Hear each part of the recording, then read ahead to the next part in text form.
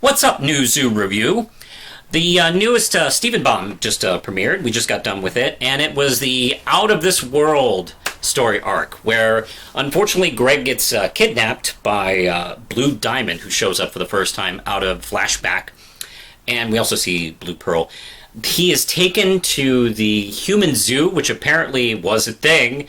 Not surprised at all that Pink Diamond used to have, and now Blue Diamond takes care of it because she misses Pink Diamond.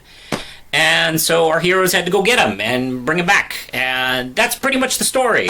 What did you think, Deadpoolzilla? By the way, I forgot to mention, hey, I'm here with Deadpoolzilla. Say hi, Deadpoolzilla. Hi, everyone. How did you think of this? What did you think of this episode? I really loved it. I guess, is it just me, or does this whole story arc feel like something out of Justice League? I was thinking a lot about 70s science fiction movies. Yeah, especially the Zoo episode. The Zoo especially. Because, look, before Star Wars, 70s sci-fi had a completely different feel. And for those of you who might have seen the Mystery Science Theater episode, The Colonus Horror, and that clone camp or something like that, yeah, there is quite a few films that did stuff like that. That a group of people taken out of natural society and raised in a different kind of environment are kind of doofy, and that's kind of what we have here with the human zoo, which is kind of terrifying in a way. What were you about to say? I was just gonna say I had this weird flashback to Logan's Run. There's a little, yeah, I was thinking Logan's Run as well. Oh, by the way. And, let's see, I got to see, there's so much to talk about. Like, we got to see Blue Diamond, and we got to see Holly Blue Agate. Not to mention, we got to see some different amethysts. Finally, we get to see the full-frame amethysts. And we got to see a different Jasper. And what was that? There was also a different gem warrior. Carmelia. Yeah. And so, what did you think of? Let's see. I guess we should start. Where do you want to start with the new gems? You want to talk about Blue Diamond, because there's a lot to say about her. Yeah, yes, there is. And I get the feeling just watching this that thinking back to Garnet's flashback, provided it was accurate, she obviously must have been devastated and really has been having a tough time moving on after the loss of Pink Diamond, who they obviously must have been very close with. And it's definitely changed her character over the thousands of years, where she's just this depressed, morose person who just can't get by. She's literally gone from Palpatine to Misery from Ruby Gloom. Yeah, I would say so. I would. And of course that's reflected in the Blue Pearl, who we got to hear talk. Let's see, and of course I love that conversation she has even before the song. That conversation she has with Yellow Diamond, who is just interested in moving on, and you could say that their approaches to grief are different, in very dramatic different ways.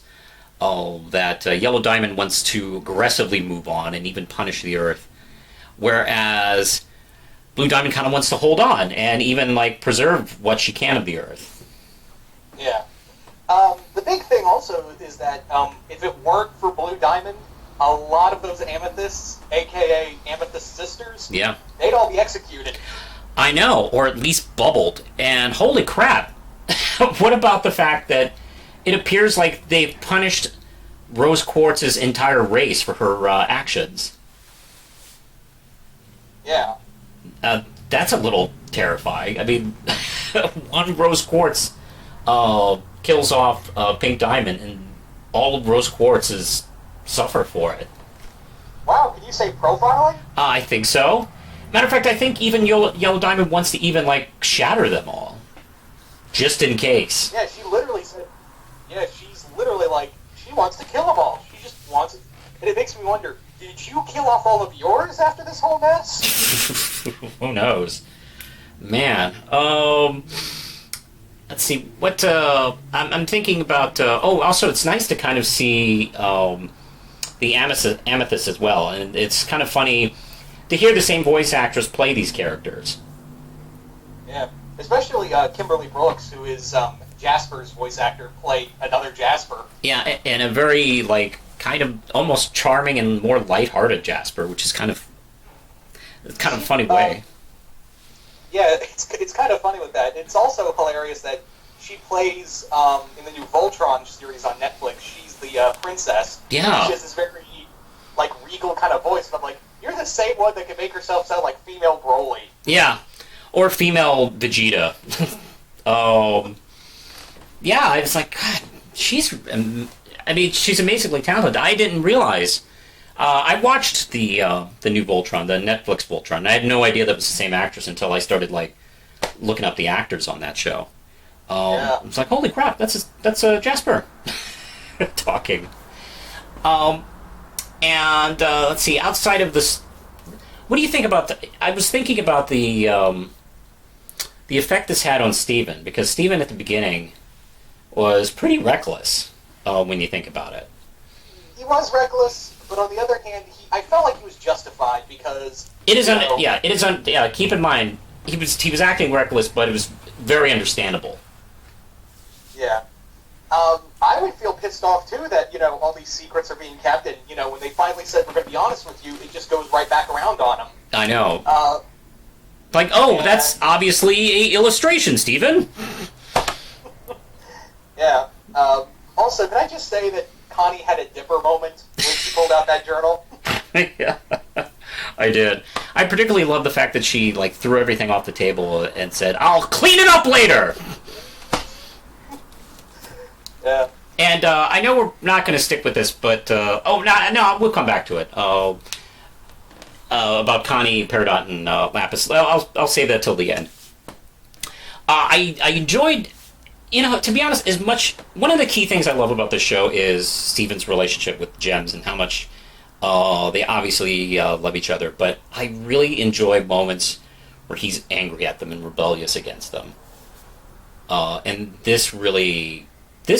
that moment where he was shouting at them and telling Connie, he finally has something to get information out of instead of just getting it from them. That was pretty honest. You could see that was straight up savage. Yeah. The other thing with this is that I love that once again this show proves how awesome Greg is, because Steven has no one else to turn to. He goes straight to his dad and says, "I need your help," and rather than go, "No, this is stupid," he just goes, "Yeah, let's do it." Mm-hmm. Oh, hey, let's go to Korea. Anything, and he said, "I might know a guy who can get us there," and I was literally in my head going, "Please be Andy, please be Andy, Andy!" Yeah.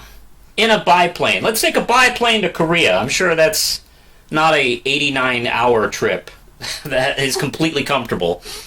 And when you have millions of dollars, Greg, yeah, you can take a good plane to Korea. Yeah. And I love Andy's reaction when he's like, "All right, I'm doing this." Oh, man. I also love...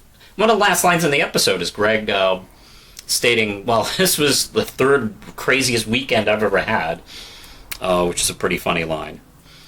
Yeah. I loved all the stuff that involved them in Korea. Yeah. All the little tourist attraction, and I love that little fourth wall break. Mm-hmm. And it was very, very subtle and quick. You blink, you miss it. And that's all you need. I don't, need them to step out of frame and go, "Hoo-hoo, look at how incredibly innovative this is," even though people have been doing this joke since the 40s. That's cool. Yeah, no kidding. I noticed that they kept saying Korea instead of South Korea, which makes me think that might be one of the differences in this universe between that theirs and ours, is that maybe there might be a united Korea. It's probably no North and South there. That would be wishful thinking. That would be nice, yeah, that would be great. The other thing is that what I loved about this episode, especially in that one, is when Greg's talking to Blue Diamond and he's talking about that loss, and rather than be like, Blue Diamond's like, rather than just swat him away, she's just like, oh, I found someone who's just like me. I'm so glad Greg didn't, like, tell her that, his wife is the one who killed her sister, or whatever she is. I know. Yeah, that would have been bad, and I think he knew that. I'm pretty sure he was able to put two and two together. It's like, I better not specifically mention who I lost, because that might get me killed. And I like that. I like thinking of Blue Diamond as someone who is suffering, someone that Greg could relate to, and we could feel sorry for as an audience. But I don't think is still anybody I could like put to as like a good person. Like, she's still one of the villains in my book.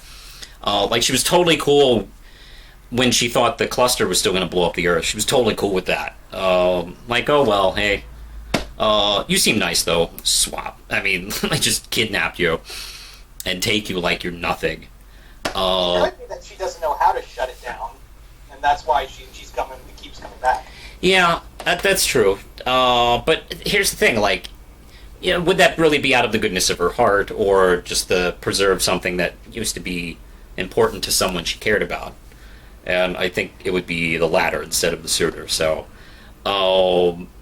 if there's any way of, like, getting through to her, it would probably be through that. But, I mean, she doesn't even know about Steven.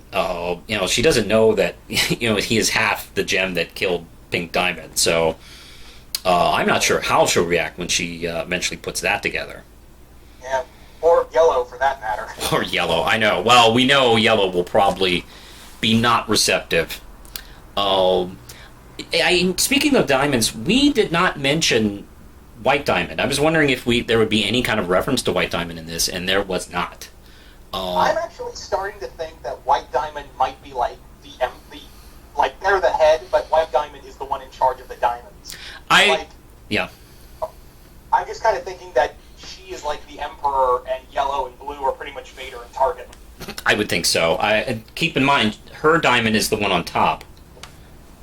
And Pink Diamond apparently was the newest one with the least amount of colonies, one, and she was on the bottom. So I'm guessing, yeah, you're right. Blue and Yellow are, kind of, second and third in charge, or both kind of second in charge, with White Diamond being on top of the whole thing. For a while, I've been assuming that she is probably eventually the big bad of the series. Yeah. It makes me wonder, how big is she going to be? Oh, man. Yeah, she might be larger. Oh, I never thought about that. She might even be larger than those two. I'm just kind of imagining her being Galactus size. Oh, that would be pretty fantastic. Or, we've seen... Does she have a ship? Does she have a torso as a ship? Maybe? Like, because, each Yellow and Diamond have spaceships that look like, I think, right and left arms, if I'm not mistaken. That is a terrifying but awesome thought. Yeah. Let's see. Also, I'm also wondering, they escape, they're able to get Greg out and escape with their own lives, and kind of leave things. I think they left some. I think they left their mark, by the way. It was not only in the human zoo, but in the army of amethysts there. I feel like they may have made the beginnings of a change in some of the gem society, just at this place. Because Greg, I think, accidentally introduced pain to these humans. Yeah. And how hilarious was that, where the Amethyst Warrior shows up in the zoo to console all these crying people. Yeah. They literally all became the best friend with the wine. Oh. And also with Holly Blue Agate, I think she kind of got taken off her throne as far as, like, in charge of that place. I think the inmates are now going to run the asylum. Yeah. What do you think? I really like that. Holly Blue, good lord, did you love to hate this character. Well, yeah, she's pretty much a Nazi, yeah. Yeah. I can almost hear her, like, she reminded me a lot of Krennic from Rogue One, suck up to her bosses and afraid of them, and just totally demeans everyone below her. You know who she reminded me of? I can't remember the name of the character, but she was the... she's the witch that is the dance instructor in Suspiria. She reminded me of her quite a bit, with the boots. I know what you're talking about, I just can't think of the name. I can't think of her name either, but the boots and the way she conducted herself and how friendly and nasty she was all at the same time. She reminded me of her a lot. I loved the interplay between her and Pearl. Yeah, you could just see that Pearl was going to snap at any second. Oh my god. Because this is the first time she's had to face that. I mean, with the exception of Peridot in the previous season, this is the first time she's had to come back. Because she is... I mean, they are slaves. They are owned by these diamonds, and she is just walking right back up on their doorstep like it's nothing. Kind of pulling like a Django in disguise.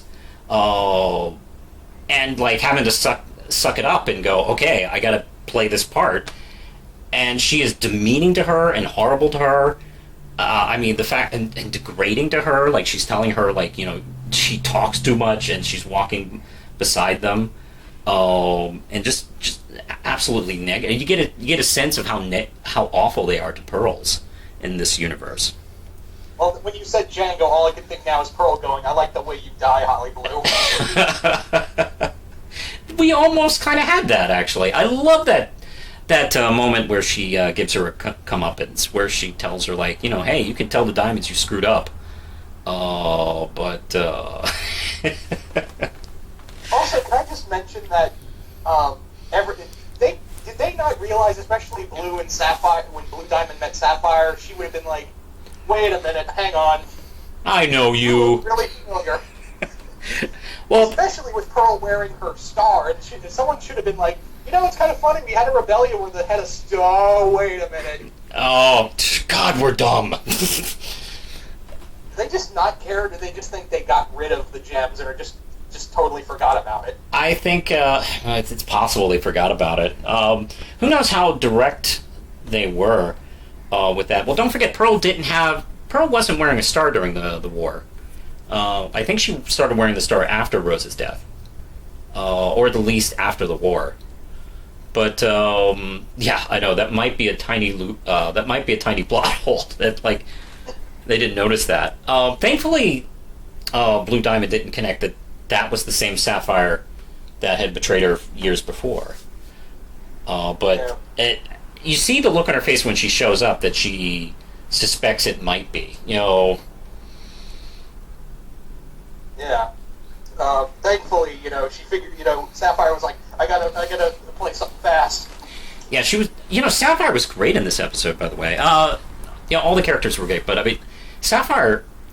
It's really kind of exciting to see Garnet defuse and then have kind of Sapphire take over, really, as the leader. You get the sense that the leadership qualities in Garnet come from Sapphire, because she takes right over and kind of like, okay, you do this, Pearl, you do this, and let's do it. Yeah. And I loved her unconvincing grin, like, okay, this is gonna work somehow. I also loved her little wink. Yeah, that was beautiful. Like, how does a one-eyed person wink? It's like, did you want to talk? Well, actually, I want to talk about something in the song that was mentioned. Oh, sure. How much time we got? Okay, we got a lot of time left. All right, let's go. Okay. In Yellow Diamond song, they talk about Lapis terraforms. Yes. So I guess we now know Lapis's purposes on Earth. That kind of falls into what I've been thinking. I've been trying to decide, like, ever since her flashback episode, because she's very light on details with Steven, and I've been assuming she did something she's not proud of. And my first assumption was the corruption bomb, but I think now that people have been starting to talk about the terraform and that line in the song about terraforming, I think that was it. I think she was there to adjust Earth for their purposes. it makes me wonder, can other Lapises control the other elements? Oh, that's interesting. It makes me wonder, what's an Earth-based Lapis capable of? Oh my! It's basically Gem Avatar. But yeah, I'm pretty sure that when they mention something, they bring it up later on. So I would be pretty sure that in the episode involving Connie, Peridot, and Lapis is going to bring it up again.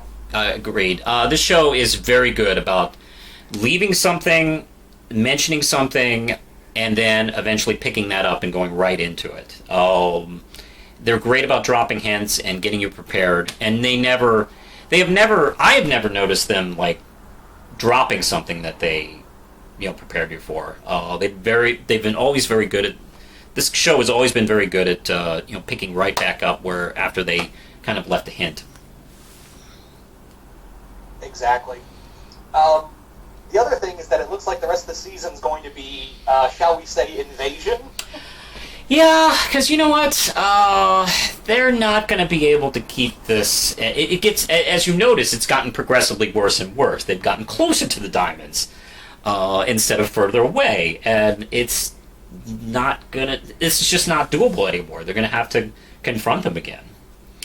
Yeah, but if they can't handle 3 gems from Homeworld in a scout ship, yeah, how are they going to handle our Armada?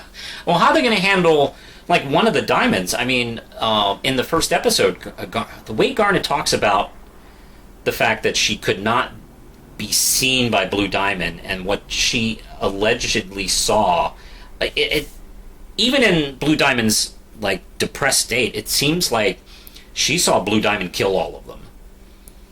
So she could not show her face to Blue Diamond, which is why she just let Steven go. Yeah, they're still outgunned. Even there's been talk in an episode or two, especially Peridot, how Gem Society's been kind of on the downside. They're really downsizing all sorts of equipment and resources because they're running low on resources, but they still have to be, still too much. I mean, it's still a lot for 4 of them, or 5 or 6 of them, to fight at this point. It is going to be interesting because it looks like that might be the case, and I would guarantee you that at some point season 4 or the end of season 4 we get a mention of White Diamond after Yellow Diamond's invasion, and then she's probably going to have this moment where she's like, fine, I'll do it myself. Yeah. It's like, you idiots are screwing up. All right, let me jump in here. Because who knows what White Diamond has been doing during this period. It's like what I liked. One of the things I've liked about this series is we've been watching, even all the way up until the first episode, the characters have been dealing with the evils of White Diamond, and we haven't even mentioned White Diamond. And yet that's all they've kind of been struggling against all this time. She is so powerful, she doesn't even have to be anywhere near the planet to be giving them trouble. Exactly, and it does, again, it kind of plays into what we've been thinking about, maybe Yellow and Blue are even scared of her. Yeah, I know. Oh, God. Let's see, we got to pack it in just a minute. There was a little moment where Steven tells Connie, I need you to watch Beach City for me, and then Garnet tells Lapis and Peridot, I need you to watch Beach City for me. There's been the story online that I think the next episode, the next new episode in a couple weeks is called The New Crystal Gems. And I think we're going to see either some kind of story about Connie, Lapis, and Peridot teaming up to protect Beach City. What do you think about that idea? I like it. And also, I'm pretty sure the Rubies are going to be back in this episode, because I have a feeling after Steven quintessentially ran them over, they fell back to Earth. Yeah, it was a nice little reminder of the Rubies, and they still exist. And like we were talking about how the show foreshadows, yeah, we have not seen the last of them. They're coming back. How cool would it be if they do an episode of Connie, Lapis, and Peridot being the new Crystal Gems, and they have a customized opening credits just for that episode. That would be great.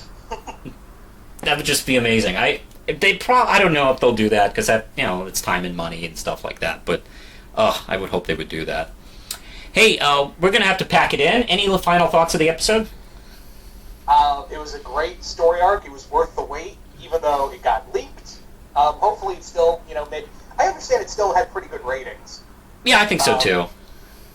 So I'm very much looking forward ahead, because with these bombs, it always makes you go, yay, but it makes you want more, because it builds on more and making you want more, so it's like a double-edged sword in a way. It is. I do like the fact that these bombs, I like the bombs most when they have a semblance of a story arc, like the Return and the Sardonyx one, and this one, obviously.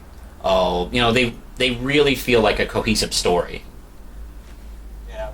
It's like you said in your review, if this was like the last episode and we had to wait like 3 weeks, I would not have it. All right, I think that's it for now. Hey, what did you think about the episode? Leave a comment below. Don't forget to like or subscribe if you've never seen Geekvolution before.